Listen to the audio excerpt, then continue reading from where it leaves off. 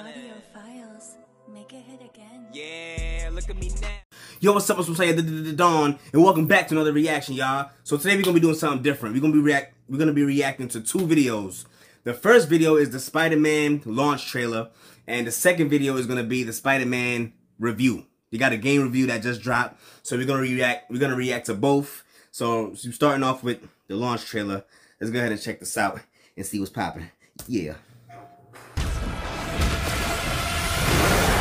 Oh shit. We have to talk. I bet Venom breath is hot, boy. Something else. I need your help. Are you sure this isn't something you can handle yourself? Word? I'm sure. Word? Miles, this is crazy. Sandman? Oh man, he lit. Oh. Off of him! Ready for your annual physical? I'm the hero here. Mr. Negative is back? What the hell's going on with Pete? You're not yourself.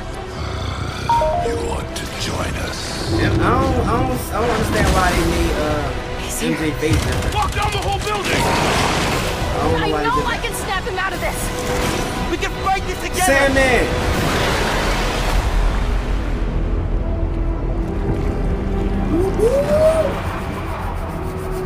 I can't wait. Friday. Listen, I can't wait. I already pre-ordered. I'm ready to go. This just reminded me. I've seen some videos of people trashing this game already. It was like, oh, it's a copy and paste and stop getting hype over it. I'm like, these people must not have PS5s. Because ain't no way you're going to have a whole PS5, a whole PlayStation in your house, and you're not going to play this game when it come out. Hold on. You lying to me. Listen, even if you're not a Spider-Man fan, because I'm not a Spider-Man fan. I'm a hardcore Batman fan. Everybody knows this. But I know for a fact, if you have a PlayStation in your household, and especially if you played the first game, you're gonna buy that game. I don't care what nobody say. Them dudes that I saw in that video when he was talking trash about it, they don't have PlayStations. You can't have PlayStations in your house and you talking like that. That's all I'm saying. That's just my theory. I could be wrong. Uh-oh, commercial break. That's all I'm saying, y'all. If you have a PlayStation in your house, you're gonna get Spider-Man. I promise. Alright, this is the review. Glad you could make it. Ooh, With Marvel's Spider-Man 2, Insomniac has the unenviable task of following up two riveting superhero fantasies full of excitement and heart. While that may sound like a good problem to have, the question becomes, where do you go from there? Well, its answer is to double down on Spider-Man, double down on the size of the map. Double down on explosive action sequences. How the mask look like that all smooth, but he got in the doing so, the studio has crafted another consistently exciting rollercoaster ride and the best story of the series yet. But stand the original alongside the sequel in other ways, and it can look a bit like two Spider-Man games pointing at each other. The excellent combat hasn't gotten old, but it is largely the same fun as before. And despite that larger map, most of the open world activities found within it are in desperate need of evolution. The result is a blockbuster in the most modern sense of the word. Undeniably thrilling for long stretches, but by the numbers for others.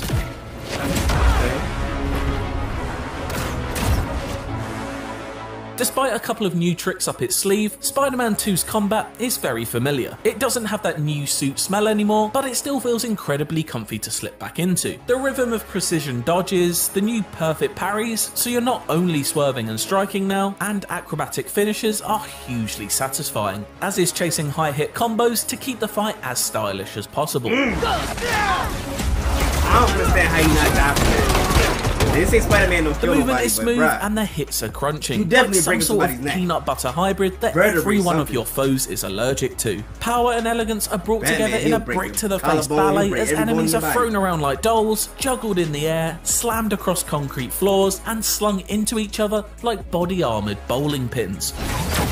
But naturally, never killed. Every bone in their body may be broken and every organ punctured, but of course, they'll somehow live to commit crimes again. Yeah. Overall, there's slightly less emphasis on stealth encounters this time around than in either Spider-Man or Miles Morales. As someone who found the stealth action of the previous games a little simplistic and routine, this new, louder approach is welcome. Naturally, there are story missions where Miles or Peter have to slink across ceilings and take out thugs who never look up, but Spider-Man 2 is much more eager for you to get into the action, with many abilities designed to let you group up enemies and then deal big damage to all of them at once, rather than spreading them out to pit them off one by one.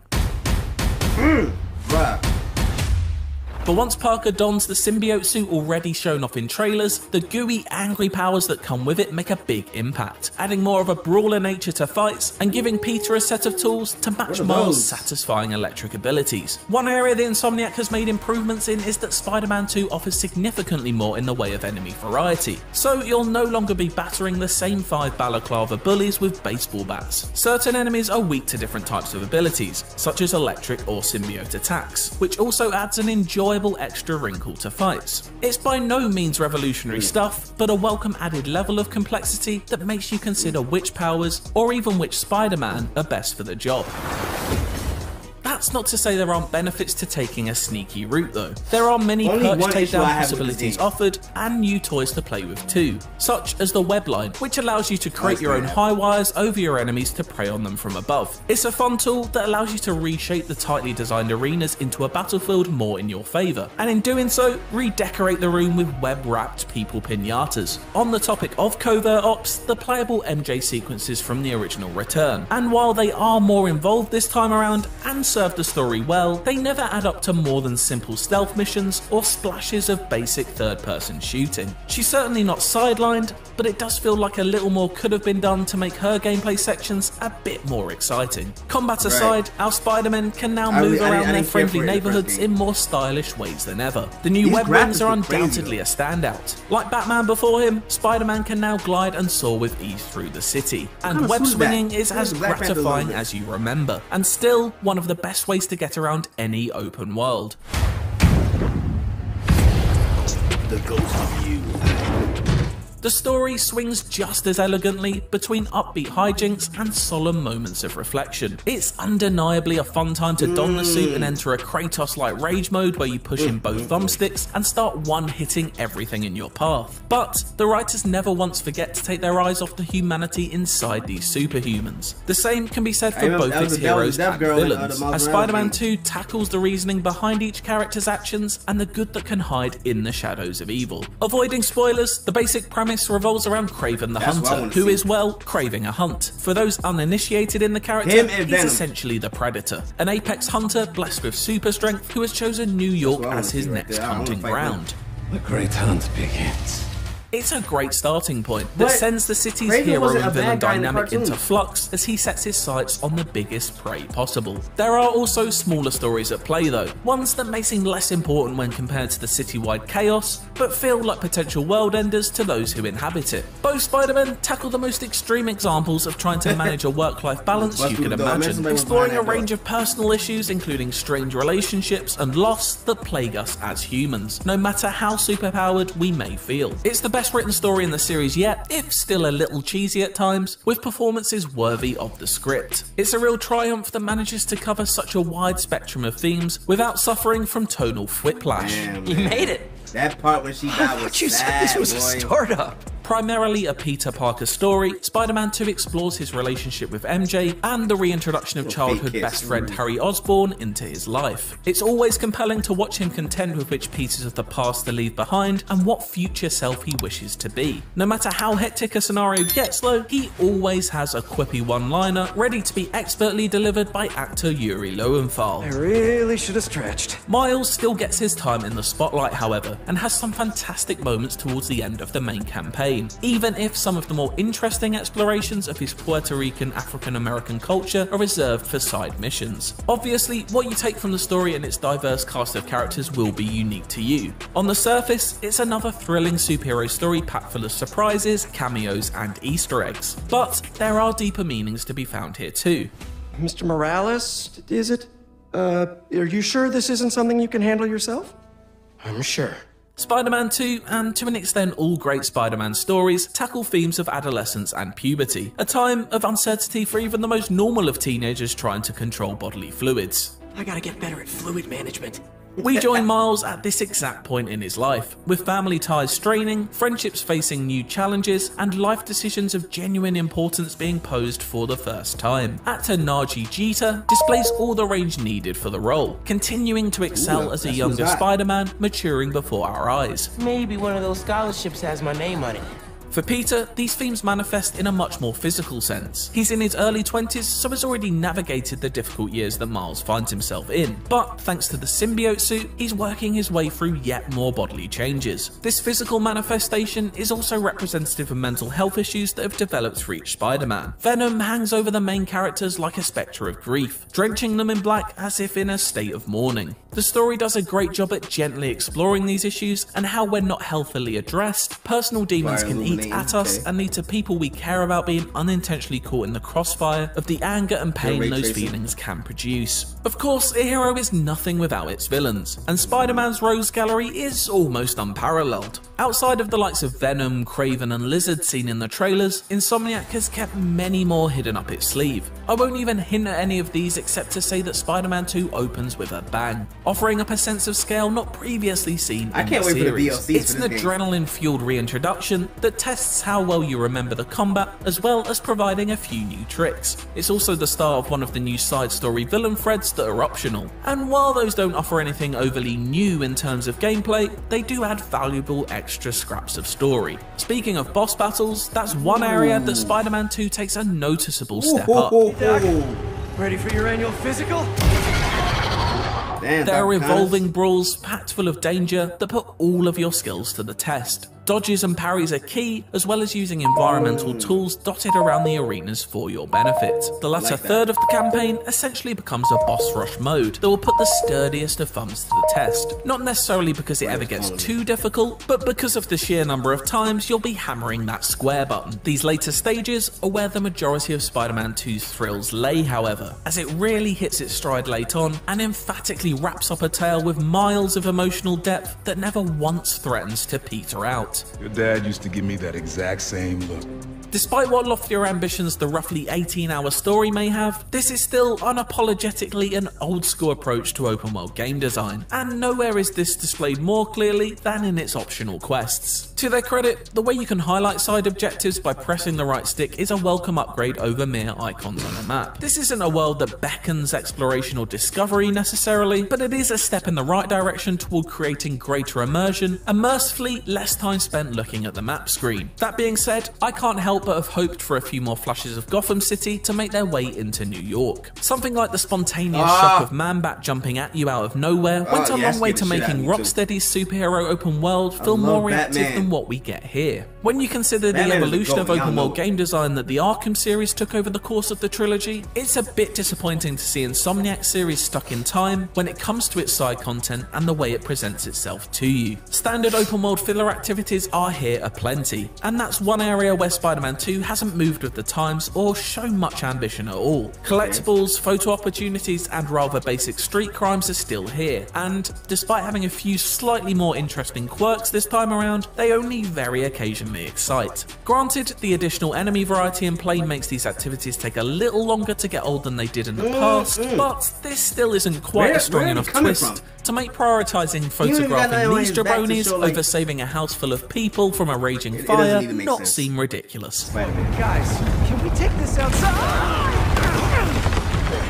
There are exceptions to the rule, however. There are a couple of more involved questlines that are much more nourishing, almost to the point of being a series of mini main plot missions. My favourite was the Flame questline, which begins with simply helping out the fire brigade, but quickly spins a layered and mysterious web. It's full of twists, turns and surprises, like a great short comic book run that separates itself from the rest of Spider-Man 2's optional time trials and simple puzzle minigames. All of this contributes to fighting back against crime in each district of New York, a city now twice the size of what we've seen before. There are 14 unique districts, each with its own set of objectives to complete before you can unlock fast travel to that part of the map. Not making fast travel readily available is smart, and truthfully, I barely used it anyway, as swinging and gliding around the city is so much more fun. Gliding is especially great for crossing long distances thanks to the numerous wind tunnels that carve their way through New York's seamlessly endless grid of streets, flanked by Art Deco architecture and modern mirror-like skyscrapers. Of course, if you're going to be catching a reflection in that glass so often, you'll want to look your best. Thanks. You too. Fear not, there are dozens and dozens of suits to unlock, with myriad colourful skins to pick from on each of them. From modern interpretations of classics to returning fan favourites, there are treats waiting for Spider-Man fans of all generations. In keeping with Insomniac's track record, the music behind it all is stellar, with Miles and Peter's respective signature tunes playing depending on who you're controlling. A highlight though is the theme that follows in Kraven's footsteps, which bears more than a passing resemblance to Howard Shaw's Uruk-hai War March from the Lord of the Rings score. They got Kraven look like a problem in this game. It soundtracks a world that looks stunning even when played in performance mode at a very stable 60 FPS, as I did for almost all of my playthrough. In fact, Spider-Man 2 is a technical marvel as a whole. I can't say I noticed one drop frame in my dozens of hours of playing. This allows Spider-Man 2 to shine in its most jaw-dropping moments, of which the story offers many, as explosive action, sparkling electrical effects, and fittingly slimy symbiote gloop fill the screen. So, what do you think? I wonder if they're gonna make him into Green Goblin in this game, or if not, they're gonna make him Green Goblin in a spectacular series. Marvel's Spider-Man 2 is both blessed and cursed. Its story of two Spider-Men is a great time and a Spidey fan's dream to play through as comic book pages are brought to life, elegantly walking the tightrope between light humour and heavier themes. Meanwhile, Insomniac refines a successful formula of combat and web swinging without revolutionising either in major ways, making them comfy and familiar with just enough new tweaks and abilities to elevate them to fun new heights. The part that feels like it actually needed a radical rethinking is the open world of New York City, which has been made bigger but not better, with an exhausting checklist of mostly repetitive side activities. But it's safe to call this another thrilling Spider-Man adventure that delivers Insomniac's best tale yet, and despite its open world falling short, it is a reliably fun superhero power trip. And you know what? Screw it. It really did make me feel like Spider-Man 2. For more open world game reviews, why not check out our review of Cyberpunk 2077 Phantom Liberty or Assassin's Creed Mirage. And for everything else Spider-Man 2, stick with IGN. One problem I have with this game, and maybe it's just me, I'm pretty sure I'm the only one who probably thinks like this, but just like the first game, I like to stay as one Spider-Man. I don't want to be switching back and forth. And I already know how they're going to do it. They're going to be like, oh, certain missions you're going to have to play with Miles and not Peter. And then only Peter could do certain missions. Only Miles could do certain missions. And then you're going to play as both in certain main missions. I understand. I already see it coming. But that's the only problem I have with it. I just want to stay as one character. But hey, I don't want to feel like I'm forced to use both characters. But I'm still going to play it. I'm still going to enjoy myself. I will be playing this on my Twitch Friday early. I'm gonna try to see if I could get like maybe around 8, 9, 10 in the morning type. Me and my little nephew's gonna be playing live on Twitch. My Twitch is right here. I'm gonna put it right here so you can see it. I'm super excited about this game. I already pre-ordered. I got 3 days left. I can't wait. I hope y'all enjoy it. What? Am I missing anything? Yeah, so look out for my gameplay on Twitch. I appreciate y'all for tuning in. Go ahead and hit the like button, subscribe, and share. Put your comments down below and tell me are you getting the game? Do you think it's a copy and paste? Do you think it's trash? Do you have a PlayStation? You probably don't. I'm not bashing anybody for not having a PlayStation. I'm just saying, like I was talking about earlier, if you trashing this game before it come out, you don't have a PlayStation. That's all I'm saying. But appreciate y'all for tuning in. Go ahead and hit the like button. Yeah. I got a new outro too. Watch this.